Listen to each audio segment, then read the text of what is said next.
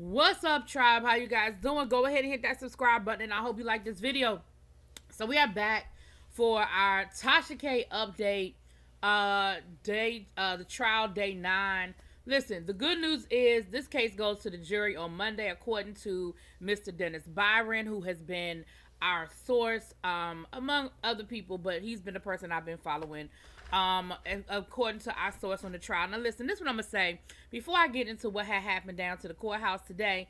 A lot of people have started to kind of, question Mr. Byron's integrity because him and Tasha K have a past and they've been through some things. But listen, this is what I'm gonna say. There are other people in that courtroom other than Mr. Byron. If his reporting was so slanted and so out of bounds, don't you think other people would have come on and contradicted? Just like there are people in the courtroom who may have a bias against Tasha. I'll give y'all that. I'm sure she has supporters. So I'm going to say this, and this is just going to be my opinion and my 2 cents. That doesn't mean that Mr. Byron doesn't have an agenda. That doesn't mean any of that. But I believe that I'm going to say most of what he's saying is accurate and true, because I have not seen a whole lot of videos and people coming out disputing it. Okay? That's my 2 cents. Y'all can feel how y'all feel. I love y'all. I've gotten some great commentary and some great comments. And listen, I'm here for it, okay? But that's just my 2 cents on the situation with Mr. Byron. Because listen, I don't agree with Mr. Byron's stance on R. Kelly. I don't. But I'm following his commentary on this particular case. Now, moving on. So we know yesterday that Tasha K had been questioned about her integrity, accused of perjury, asking whether she was telling the truth now or telling the truth then, as it related to some things. So listen, y'all, it continued again today. Couple of important things happened in court today. First of all, once again, Tasha K and her husband are not on the same page, okay? They were questioning Tasha about this cease and desist letter. They were questioning her about the quote-unquote attorneys or attorney that she consulted in reference to this cease and desist letter. They questioned her about her being a journalist. So I'll start with the journalist conversation, because to me that's not a major thing. I think at this point, and let me say this too, I've been calling them the prosecution. They are not the prosecution, because this is not a criminal case. It is a civil case. So it is the plaintiff. And so I apologize that I have been using the wrong terminology, because listen, I ain't nobody's attorney. We know that, okay? So I apologize. They are not the prosecution. They are the plaintiff. But I think at this point, the plaintiff was just sort of kind of nitpicking and driving the point home that Tasha K is a liar, which is, of course, what they have to prove for their case. And they asked her about whether she was a journalist. And she said under oath today, no, she was not a journalist. They said, but you told your subscribers that you were a journalist. She said yes. And so they were like, okay, well, were you lying then or are you lying now? Now listen, to me, that is a really, really nitpicky thing. But again, I feel like they're bringing that out just to sort of prove their point and drive their point home about the fact that Tasha K is a liar, right? But that ain't even the dynamite in today's testimony. Here's the dynamite in today's testimony. So they asked Tasha K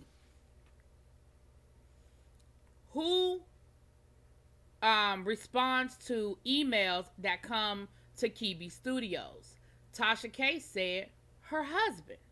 She said he handles all correspondence. He handles the emails. He handles the letters. So basically saying that any cease and desist that came through would have gone through him, right? So then they questioned her husband and said, who handles the emails and correspondence that come through Kibi Studios? He said, my wife does. I don't deal with any of the emails and correspondence. She handles all of it. They said, okay, well, your wife testified that you handle it. Who's lying? Are you lying or is she lying? Baby, he said she is.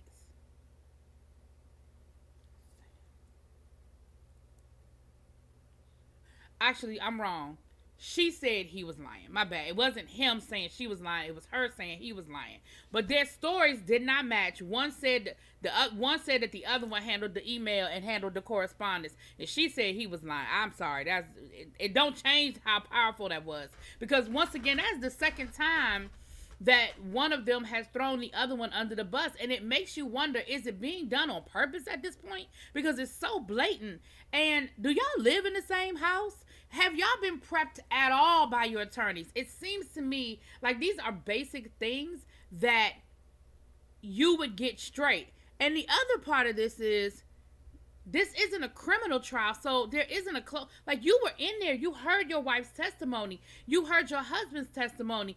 It seems to me that even if, and I'm not suborning perjury, I'm not saying that they should lie, but what I'm saying is for y'all to just blatantly be like, nope, it's just crazy to me. And her attorneys should have made sure that they were on the same page. That's crazy to me.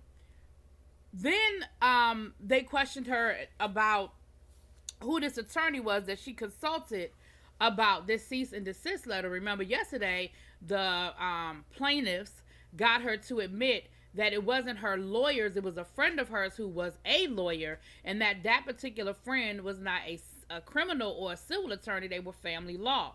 So the question was, who is this friend? And Tasha's response was, I prefer not to say. The judge told her, you must answer the question. So then she says, I don't know. Their name and number is in my phone. And so the plaintiff's thing was, wow, well, what kind of friend is that? You don't even know their name? Now, I agree. Now, there might be some times where you might know a person's first name and may not know their last name, but you don't know their name at all? You got to look in your phone?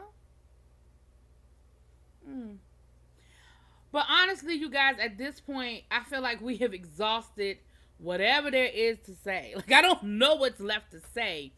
I feel like the plaintiffs could have rested their case on day 2 when Tasha admitted under oath that she know that she lying, and she knew that she was lying about what she said about Cardi when she said it. And then they played the conversation between her and Lovely T, where she admitted again that she knew she wasn't telling the truth. But again, I didn't go to nobody's law school. Maybe there was more to say, more to prove. But like I said at the beginning of this video, the case is going to go to the jury on Monday. I said before, I do not anticipate this case taking an extended period of time once it goes to the jury. Honestly, y'all, I really think it's going to come down to a debate about how much money Tasha K is going to have to pay, not if Tasha K is going to have to pay. I know there's been a lot of speculation about, oh, is she going to lose her YouTube channel? Oh, I mean, I was even one of those people speculating. Oh, is she going to lose her YouTube channel? Oh, is she going to have to do this? Oh, is that why she started up her app? Because she knew this was coming down the pike? Like, I feel like, honestly, y'all, and I'm not going to sit here and diagnose anybody. I'm not going to call nobody nothing because I don't know. But I will say this. It is very curious to me why Tasha K wouldn't just say, you know what, I'm moving, I'm gonna do something different. Like, I'm flabbergasted. I'm confused, and I am flabbergasted, you guys, at Tasha K's lack of awareness in this case. I know defamation is a hard bar, especially in the case of celebrities, because celebrity status and that kind of thing, but it seems to me that intent is always what's hard to prove with defamation. But in this case, her intent was clear. She said she knew that what she was reporting was a lie. I think in hindsight, Tasha maybe, I hope, in her private time, acknowledges that she probably should have settled this case. Regardless of how this case goes, it has not made her look good. But let me say this. Tasha's going to be, I really feel like Tasha's going to be fine. Whatever happens at the verdict. If it doesn't go her way, she's going to appeal it, and I feel like it's just going to continue to roll. Um, will YouTube take her channel? Child, don't nobody know what YouTube going to do. Hell, YouTube don't know whatever they going to do. But ultimately, it has definitely been. It has made all of us couch chair. What they call them, couch lawyers, right? All of us have had our legal opinions about the case. But I will definitely be here when the verdict is handed down to give you guys all of the insides and the outsides of it. I'll talk to y'all later. Peace.